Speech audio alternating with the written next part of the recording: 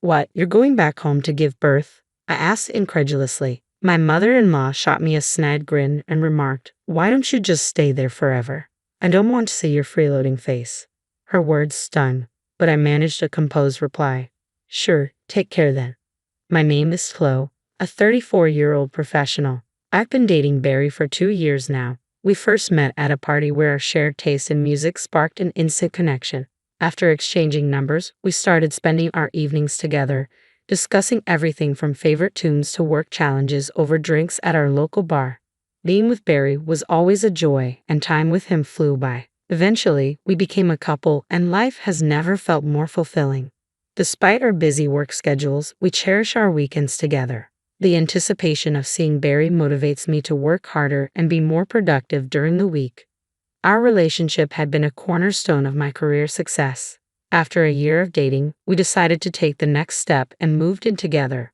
Both of us were serious about our future and the prospect of marriage. Being with him brought a sense of calm and joy, solidifying our mutual desire to marry. Living together before engagement turned out to be a wise choice. It allowed us to understand each other's lifestyles, strengths, and quirks. A year later, my eagerness to marry him remained steadfast, and I eagerly awaited his proposal. Though he had his own timing, I couldn't deny feeling a bit impatient lately. Then, unexpectedly, he invited me to dinner at an upscale restaurant. It wasn't a special occasion, yet I couldn't help but wonder if this was the moment. After work, I arrived at the restaurant, nervous yet tingling with excitement. Upon seeing him, I noticed he was even more nervous than I was. His palpable anxiety strangely eased my own. Despite feeling sorry for his nerves, his awkward and tense greeting actually made me chuckle inwardly. Then came the meal, and throughout, he was visibly nervous. As we finished the main course, he called my name softly, "Chloe." His direct gaze made me slightly apprehensive. "Chloe, you're the most wonderful person I want to cherish. I hope you feel the same about me. So, will you marry me?" With those heartfelt words, he presented a ring. My answer was already clear.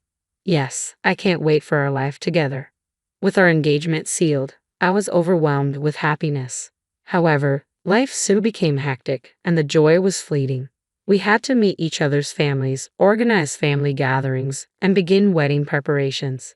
Balancing all this alongside our demanding work schedules was a challenge, but Barry and I found ways to carve out time and move forward with our plans. When I introduced Barry to my parents, they took a liking to him right away, impressed by his sincerity. Their approval meant a lot to me, and I was grateful they welcomed our decision to marry. However, when it came time to visit Barry's parents, things took an unexpected turn. "You're Barry's fiancé. You seem rather plain," remarked Barry's mother, bluntly upon our first meeting. Taken aback by her comment, I felt knocked down. Barry quickly interjected, "Mom, what are you saying? She's the woman I chose." That was pretty rude. Shrugged defensively. "I'm just being honest, you know." Barry's father, Will, stepped in, trying to diffuse the tension. "Enough, that's uncalled for." Despite Barry and his father's attempts to defend me, I couldn't shake off the hurt from R's words. Later, Barry apologized. "Chloe, I'm sorry about my mom. She's always been straightforward, sometimes too much. I've never been comfortable with it either." "Really?" I asked, surprised by his admission. "Yeah, so please don't let her words get to you. If she says anything after we're married, let me know right away. I'll handle it," he assured me earnestly. His words brought me relief. From the moment we started dating, Barry had shown he would protect me, even attempting to shield me during our introduction to his parents. Still, my apprehensions persisted, especially regarding the impending family meeting. I couldn't shake the worry that R would disrespect my parents too. Despite my warnings to Barry, he had assured me he would handle her carefully, and I had even briefed my parents about R's challenging nature, which they were already familiar with from past encounters. The day of the family meeting finally arrived, and my nerves were on edge for entirely different reasons. "Hello, I'm Barry's dad. It's a pleasure to meet you. Thank you for having us," Will greeted warmly, extending a hand to my parents. "We're Chloe's mom and dad," my parents replied politely, trying to keep the atmosphere pleasant. They exchanged pleasantries with Will, but R remained silent, seating herself and ordering a drink without a word. "I'll take a red wine. Looks like we'll need a bit of a drink to make this interesting," she commented casually, her words casting an uncomfortable shadow over the room. My parents were left speechless by R's behavior. Visibly taken aback, both Wilt and Barry, clearly annoyed, swiftly apologized to us for our conduct. And so, the family meeting commenced. My parents and Wilt hit it off right away, engaging in friendly conversation. Throughout the meal, R remained largely focused on her food, but as she became increasingly intoxicated, she started to interject into the conversation. A government job, it may be stable, but the pay isn't anything to brag about. Barry's marrying into such boring people. If they have kids, they'll probably be just as dull, R remarked, crossing a line with her words. That's enough, Wilt intervened, his voice filled with anger. You need to leave now. R appeared defiant, muttering, what's the big deal? I'm just being honest. Wilt escorted R outside and arranged for her to take a cab home. Returning to the restaurant, he and Barry apologized once more for R's behavior. I was relieved that we had reserved a private room. R had proven to be more of a challenge than expected at the wedding.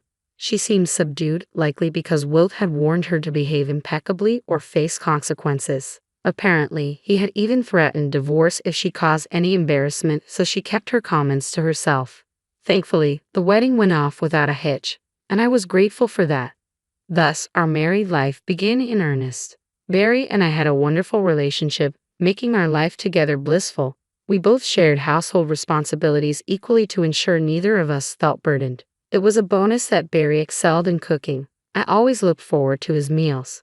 On days when he got caught up at work but still took on the chef's role, we would cook together. This collaboration made our days together as a happy couple all the more enjoyable. Barry made an effort to visit his family home alone as much as possible, mindful of both R and myself. Thanks to this, I was spared any direct snide remarks or confrontations from R. I deeply appreciated Barry's consideration during this time. However, tragedy struck when Wilt suddenly fell ill and passed away.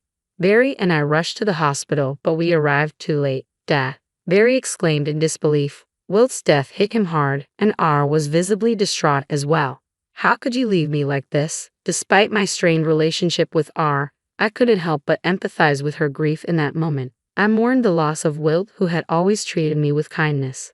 In the following days, we found ourselves consumed with funeral arrangements while navigating our own grief. Barry took charge of organizing everything, and I did what I could to support him during this difficult time. The funeral proceeded smoothly, and we felt we had given Wilt a fitting farewell. Life eventually settled back to its routine for Barry and me. While it took time to come to terms with Wilt's passing, we eventually found our footing. Barry appeared determined to move forward with renewed resolve. However, a new challenge emerged unexpectedly. Barry, Chloe, please help me. Our sudden appearance at our doorstep caught us off guard. Mom, what's wrong? Barry asked, clearly unsettled by the unusual atmosphere. R's demeanor softened as she spoke. Since your father passed, I've been feeling terribly lonely every day. Nothing seems to taste right anymore. I just wanted to see the faces of my only family, my son and his wife. Her words seemed genuine, her vulnerability evident. Could you let me stay with you for a little while? She asked, her request tinged with desperation. Barry and I were taken aback by her request. I feel like I'll be crushed by loneliness if things continue like this, she pleaded. We hesitated, but reasoned that a short stay wouldn't hurt.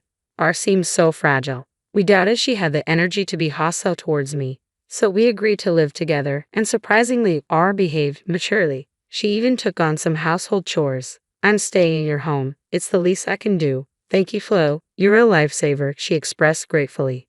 Both Barry and I appreciated R's efforts. Life seemed manageable if things stayed this way. However, after about 3 months, R began reverting to her old habits bit by bit. Flo, are you not planning to quit your job? Isn't it normal for wives to stop working? But you've been working all this time. I started to respond, but R's tone grew harsher, indicating she was returning to her old self. I turned to Barry immediately. Okay, we need to talk to Mom and get her to go back to her hometown right away, I said. When Barry confronted R about it, her response was startling. I've already sold the family home, she admitted. Barry and I exchanged shocked glances. Mom, why would you do that without even discussing it with us? That's our family home. I inherited it from your dad. Selling it was my decision, R defended herself. But you should have at least informed us, Barry replied, visibly frustrated. I forgot, sorry. Now I have nowhere else to go, so please don't kick me out, R pleaded. Barry and I were left speechless. Just as we were grappling with this unexpected turn of events, another surprise came our way. I discovered I was pregnant. Verity and I were overjoyed. We had been hoping for a child but had almost given up due to our age, so this was wonderful news. However, the prospect of dealing with R while pregnant added a new layer of complexity to our situation. Recently, she started complaining again. I recounted to Barry. Why do I have to cook for you too? I'm only staying here because of Barry, not you. Traditionally, it's the wife who handles all the housework, Barry explained. R would cook only for herself and me, and she'd do her laundry but avoid yours. Barry would reprimand her, and she'd feign remorse only to repeat the behavior. I was at my wit's end. Feeling the need to escape, I decided to begin my maternity leave early and return to my parents' home. When I discussed this with Barry, he proposed a solution that we both agreed on, and we began to make arrangements. I promptly informed R of our decision and started preparing to leave. You're going back home to give birth? Yes, I feel it's necessary for a safer childbirth, even though I understand it means leaving household duties behind. Barry supports this decision. Upon hearing this, R smirked and sneered. Why not just stay at your parents' house forever?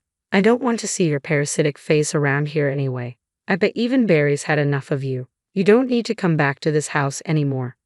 I couldn't help but feel a sense of relief at R's harsh words. All right then, take care, I replied calmly. I returned to my parents' house, grateful to be with them again after so long. They've been incredibly supportive, allowing me to find peace and comfort during this time. A month later, Barry arrived at my parents' house with news. I finally got the green light from work. I found us a new place. That's fantastic. Barry's plan was for us to transition to remote work, which his company had approved. Thoughtfully, he rented an apartment near my parents' home, and we decided to move there. Barry then terminated the lease on the room R had been staying in and finalized our move to the new apartment. Apparently, R was quite unsettled by this, and she called me. Hey Chloe, where are you? I'm at our new place with Barry. New place? Where? R's voice sounded urgent and somewhat panicked. I'll let you know, but I have to be honest. The lease here is being canceled and everything's being moved out. I can't stay here anymore, I explained calmly. Barry and I are starting fresh somewhere else. But Barry said he's cutting ties with me. He doesn't want to talk to you anymore, I added, trying to make her understand. So, you were just pretending to be nice to stay here, huh? This was your plan because you couldn't make any money from selling the house you got from Wilt, right? R accused sharply. How did you find out? You were telling the neighbors how frustrated you were that the house your husband left had no value. Then suddenly, it became a lot for sale. People just can't keep quiet about things like that. Give me Barry back. I'm that kid's parent, so I have the right to live with him. As I've said before, he doesn't want to see you, and I won't pressure him into something he's uncomfortable with. Upon hearing this, R exploded with irrational anger. Who do you think you are? Acting all high and mighty when you're just a broke, freeloading plain wife? That's not a nice thing to say, but it's true. Well, I don't think our paths will cross much in the future, so it doesn't really concern me, I replied calmly. But let me clarify something. Alongside my full-time job, I also have a side gig, and I actually earn more than Barry, I continued. Oh, really? What's this side gig? R asked skeptically. I initially studied web design, so I've been taking on projects in that field. With both my full-time salary and freelance work, I'm bringing in about $7,000 a month, I explained. What? That much? That's more than Wilt used to make. I was left speechless upon learning about my true financial situation. Clearly, she hadn't expected that her underestimated wife was earning that much. But none of this concerns you. R. Barry has cut ties with you, and I'll be distancing myself even further, I asserted firmly. Wait a minute. If you're making that kind of money, maybe you could lend me a hand, R suggested.